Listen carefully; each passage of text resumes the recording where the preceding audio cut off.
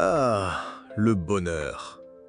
Ce Graal moderne que notre société vous promet à chaque coin de rue, à chaque nouvelle publicité, à chaque notification sur votre écran. On vous le dit, on vous le martèle. Il est juste là, à portée de main. Il vous suffit d'acheter le dernier gadget, d'adopter la dernière tendance ridicule, de vous endetter pour un diplôme de plus, de décrocher un meilleur poste, de faire plus d'argent ou de mettre la main sur un partenaire au physique plus conforme aux standards de la saison. Et vous y serez heureux. Mais voilà, une fois que vous avez fait un tour de plus sur le grand tourniquet du progrès personnel, vous découvrez, avec une nausée familière, que la promesse était, encore une fois, vide.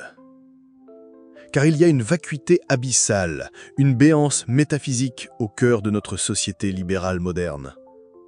Nous courons tous après les carottes que l'on agite devant nous, et à la fin de la journée, la majorité de la population ressent encore et toujours ce vide. Un vide incompressible, une douleur sourde, que rien ne peut retenir, rien ne peut calmer. Et c'est précisément pour cela que tant de nos contemporains dépensent une énergie et des fortunes colossales à tenter d'anesthésier ce mal qui les ronge de l'intérieur. La société libérale moderne offre une philosophie extrêmement séduisante au premier abord, un culte de l'individu roi, une ode au moi-je triomphant. Mais si vous suivez cette voie jusqu'à son terminus logique, jusqu'à sa conclusion grotesque, vous obtenez un Robin Westman. Le tireur présumé, Robert Westman, qui s'identifiait comme femme sous le nom de Robin, a laissé des notes dans lesquelles il exprimait le souhait de ne s'être jamais auto-lavé le cerveau. Dans ce qu'on pourrait appeler son manifeste, il écrit, je cite, « Je garde les cheveux longs uniquement parce que c'est mon dernier lambeau de transidentité. Je suis fatigué d'être trans, j'aimerais ne m'être jamais lavé le cerveau. » Malgré cette prise de conscience tardive, cette frustration d'avoir gobé l'agenda trans jusqu'à la lie, il se sentait piégé. Changer d'apparence, couper ses cheveux, aurait été, je cite encore, une défaite embarrassante. Une défaite face à quoi? Face à qui? Mystère. J'aimerais ne m'être jamais lavé le cerveau. Ces mots sont puissants, terribles. Mais ils ne sont pas tout à fait exacts. Westman ne s'est pas lavé le cerveau lui-même. Il a simplement cédé à la propagande qui nous bombarde tous constamment. Il est le produit final, le déchet toxique d'une expérience idéologique à grande échelle. Et quand ces jeunes gens, cobayes d'une génération, réalisent qu'on leur a menti depuis le début, le désespoir qui s'ensuit est écrasant. Ce n'est pas une coïncidence si le taux de suicide explose. Notre société n'offre aucune réponse réelle. Juste des distractions. Et des tragédies. Comme cette jeune mère dans le New Hampshire. Dans un ultime élan de désespoir, elle a décidé de se tuer, emportant avec elle son mari et 2 de ses enfants. La police a retrouvé les corps. Emily, 34 ans, Ryan, 48 ans, Parker, 8 ans, et la petite Ryan, 6 ans. Fin de l'histoire. Une anecdote dans les brèves locales.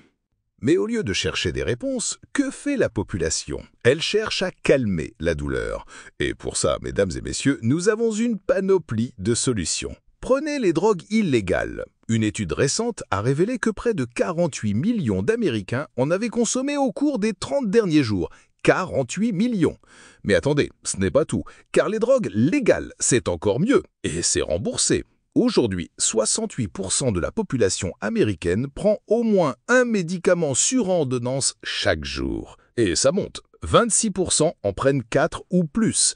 Bienvenue dans le monde merveilleux de la Société de tranquillisation par ingestion chimique, la STIC. On vous vend de l'anxiété en boucle à la télé, puis on vous vend les petites pilules pour la calmer. C'est un modèle économique parfait. Et quand la pharmacopée ne suffit pas, il reste l'écran. Le grand anesthésiant universel, l'épicentre de notre grande épidémie de solitude.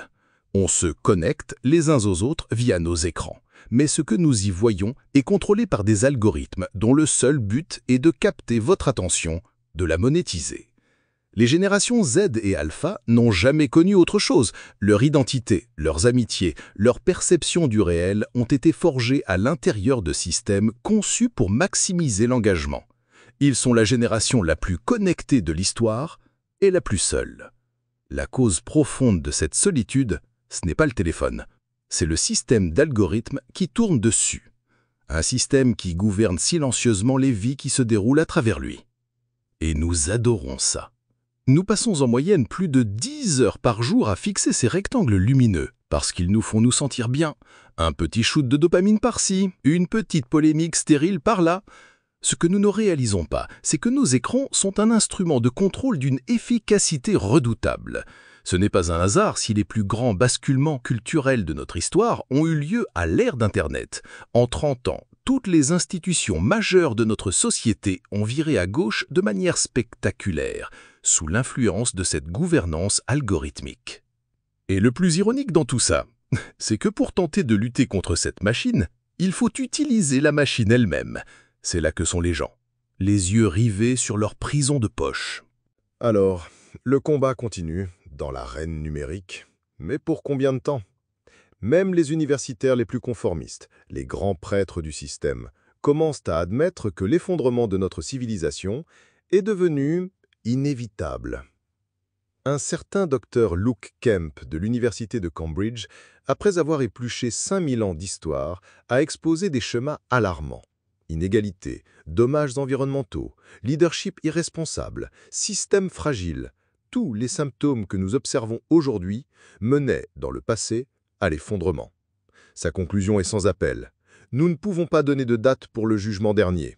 Mais en regardant 5000 ans de civilisation, nous pouvons comprendre les trajectoires auxquelles nous sommes confrontés, et l'auto-extermination est la plus probable. L'auto-extermination. Voilà le fin mot de l'histoire. Tout le monde sent bien que quelque chose a horriblement mal tourné, que nous sommes sur une route qui ne mène nulle part. Mais la plupart continuent de pédaler, de courir après la prochaine carotte, espérant que le vide finira bien par se remplir. Espérons qu'il se réveille, parce que le tic-tac de l'horloge devient sacrément bruyant. Si cette dissection vous a plu et que vous souhaitez que je continue à plonger mon scalpel dans les entrailles purulentes de notre époque, le meilleur moyen de me soutenir est de rejoindre la table d'autopsie sur Patreon. Vous y trouverez mes notes, le script intégral et les sources utilisées pour l'opération. Vous pourrez aussi voter pour les prochaines victimes à disséquer. Pour une discussion sans filtre et sans anesthésie, rejoignez la Morgue Numérique sur notre canal Telegram. Et bien sûr, n'oubliez pas de laisser un like. Il paraît que ça apaise les dieux cruels de l'algorithme.